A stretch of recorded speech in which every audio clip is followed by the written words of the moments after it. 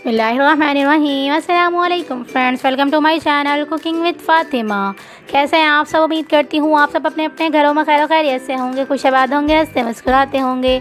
तो आज मैं आपके साथ शेयर करने जा रही हूँ एक बहुत ही ज़्यादा अमेजिंग सी रेसिपी। किसी दिन समझ ना आए कि आज क्या पकाया जाए, रोज़ रोज़ की झंझट से आपको ये रेसिपी उस दिन ज़रूर से ट्राई करनी है जिस दिन आपको समझ ना आए कि आज क्या पकाया जाए। तो इस रेसिपी को लाजमी से ट्राई करिएगा और इस रेसिपी को एंड तक लाजमी से देखिएगा। ये बहुत ही ज़्यादा अमेजिंग सी डिलीशियस सी रेसिपी होने वाली है। तो इस रेसिपी को एक बार ज़रूर से ट्राई करिएगा।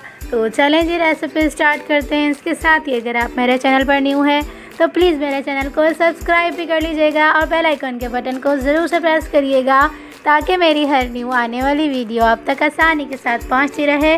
तो चलें जी, रेसिपी स्टार्ट करते हैं। बिस्मिल्लाहिर्रहमानिर्रहीम। सबसे पहले हम एक पैन में तकरीबन भी 4 to 5 टेबल स्पून के करीब जो है वो तेल ऐड कर देंगे। तेल को अच्छे से गर्म करेंगे। गर्म तेल के अंदर हम इस तरह से बारीक सी चॉप की हुई प्याज ऐड कर देंगे। ज़्यादा इसे पेस्ट बना के ऐड नहीं करेंगे, बारीक सा जो है वो चॉप किया हुआ ऐड करेंगे और इसे एक कलर आ जाने तक अच्छे से फ्राई करेंगे। जब कलर आ जाएगा प्याज में तब हम इसे स्टेज पे इसमें तकरीबन 1 टेबल स्पून लहसुन अदरक का पेस्ट ऐड करेंगे। इसे भी अच्छे से जो है वो फ्राई करेंगे। जब लहसुन अदरक के पेस्ट का कच्चापन अच्छे से दूर हो जाएगा तब हम इसे स्टेज पे इस तरह से टमाटर प्यूरी ऐड कर देंगे। आप चाहें तो टमाटर पेस्ट भी ऐड कर सकते हैं। मैंने यहाँ पे जो है वो टमाटर पेस्ट ऐड किया। तो मैंने यहाँ पे जो है वो तकरीबन भी 1 अदद यानी कि एक बड़े साइज़ का टमाटर का अच्छा सा पेस्ट बना के रेडी किया, इसके अंदर हमने ऐड कर दिया और इन तमाम को अच्छे से सॉटे करेंगे, अच्छे से मिक्स करेंगे। जब भुनाई की तरफ आने लगेगा तब हम इस स्टेज पे इसमें तकरीबन 1 टेबल स्पून नमक शामिल करेंगे, 1 टेबल स्पून लाल मिर्च पाउडर शामिल करेंगे, 1 टीस्पून इसमें हम भुना कुटा जीरा ऐड करेंगे और एक खुशबू के लिए, एक मज़ेदार सा फ्लेवर देने के लिए 1 टीस्पून इसमें हम तंदूरी मसाला पाउडर ऐड करेंगे और इन तमाम को अच्छे से मिक्स करेंगे। जब तमाम मसाले अच्छे से भुनाई की तरफ आ जाएंगे तब हम इस स्टेज पे अगला प्रोसेस करेंगे। तो ये देखिए जी, अगले प्रोसेस के लिए हमने यहाँ पे जो है वो एक जूसर मशीन में तकरीबन भी 4 से 5 हरी मिर्चें ऐड की। एक मुट्ठी के करीब इसमें हमने धनिया ऐड किया। तकरीबन भी 3 to 4 टेबल स्पून के करीब इसमें हमने जो है वो पुदीना के चंद पत्ते ऐड किए और इन तमाम को अच्छा सा ग्राइंड करेंगे। तकरीबन भी 1 प्याली के करीब इसमें हम दही शामिल करेंगे।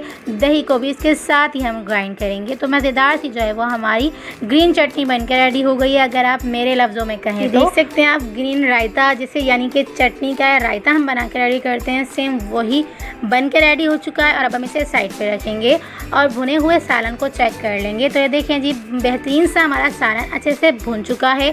तो अब हम इस स्टेज पे जो है वो ये वाला दही का रायता यानी कि जो हमने ग्रीन चटनी का रायता बना के रेडी किया था वो इसमें हम ऐड कर देंगे और इन तमाम को दोबारा से अच्छे से मिक्स करेंगे।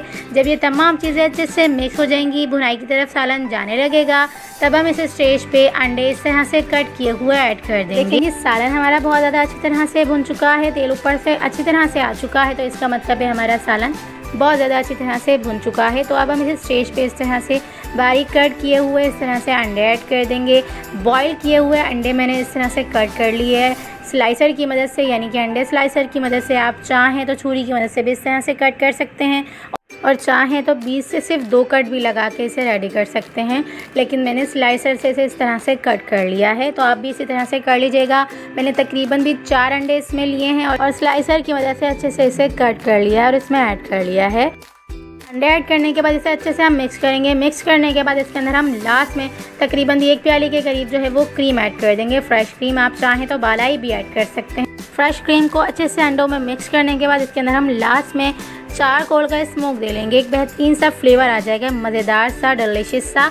तो ये देखिए जी, हमने चारकोल को अच्छे से गर्म किया और बीच में इस तरह से जो है वो रख के तकरीबन भी 1 टेबल स्पून इसके अंदर हमने जो है वो घी शामिल किया। तो एक मज़ेदार सा स्मोक चला गया, यानी कि अंडों के अंदर बेहतरीन सा स्मोक चला गया। तो ये देखिए जी, हमने तकरीबन भी 2 से 3 सेकंड के अंदर जो है वो सालन में अच्छा सा स्मोक दिया कोयले का। तो बेहतरीन सा हमारा स्मोकी सा, बहुत ही ज़्यादा डिलीशियस सा अंडे का सालन बनकर रेडी हो चुका है। सालन में अच्छा सा स्मोक देने के बाद इसके अंदर हम लास्ट में तकरीबन भी 3 to 4 टेबल स्पून के करीब चॉप किया हुआ बारीक धनिया ऐड कर देंगे। इन तमाम को अच्छे से मिक्स करेंगे।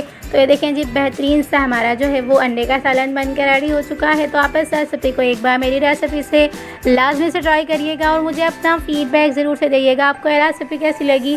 और इस रेसिपी को आप लाजमी से ट्राई करिएगा। ये बहुत ही ज़्यादा मज़ेदार सा, डिलीशियस सा, धुआंधार, बहुत ही ज़्यादा अमेजिंग सा ढाबा स्टाइल स्मोकी सा बारबेक्यू सा हमारा अंडे का सालन बनकर रेडी हुआ है। तो आप इस रेसिपी को लाजमी से ट्राई करिएगा और मुझे अपना फीडबैक ज़रूर से दीजिएगा आपको रेसिपी कैसी लगी।